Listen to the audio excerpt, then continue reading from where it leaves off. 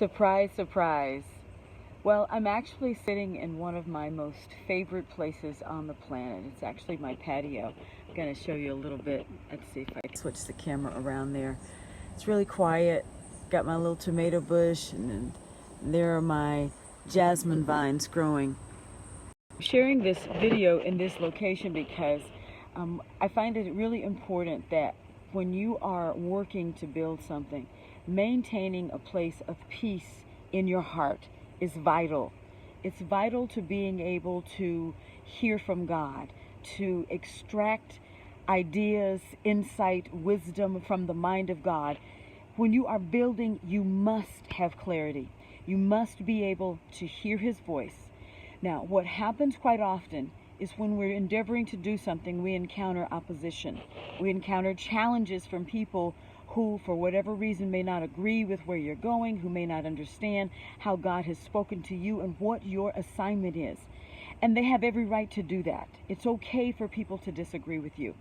What is important for us, however, is in the place of disagreement, you have to make sure that we honor other people and that we also maintain a place of peace in our heart. If the enemy can get you in a place of contention and offense, he will detract you and pull your focus away from what you need to see and hear from God. If you lose the ability to hear His voice effectively, corruption comes in the form of offense. Corruption to your ability to see, your ability to hear, your ability to focus. So it's important to stay in the place of love, regardless of what people do, regardless of what they say, regardless of how they may or may not agree with what you're endeavoring to do. You stay in a place of love, because everything begins and ends with love. Because that's where God wants us. That's how we manifest who He is, through our walk and our place of love. So as you're building, as you're endeavoring to step out, I just wanted to send this quick message. Since I'm sitting outside here and I'm all cute anyway, I might as well. Remain in a place of love. When opposition comes, yes, you have to do what you need to do. Yes, you have disagreements. That's okay. It's all right. But one, you have to guard your heart.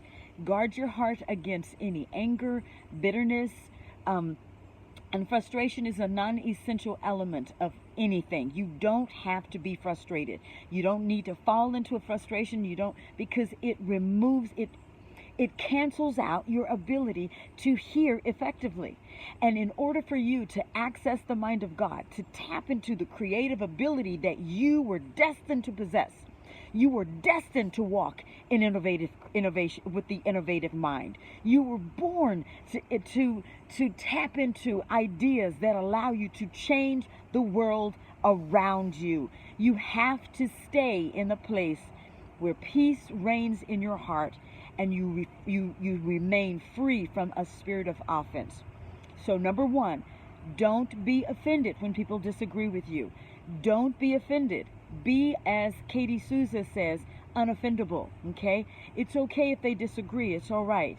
Now, the next thing I want to share with you, since I'm talking, not only do you want to stay unoffendable, but in order for you to stay in connection with the divine mind, there is a divine mind. It's God's mind. It's God's ideas. It's His ability to download ideas into you, to give you what the Bible calls witty inventions, to give you creative ideas, to give you the ability to troubleshoot and solve problems. Love has to stay at the forefront of our character.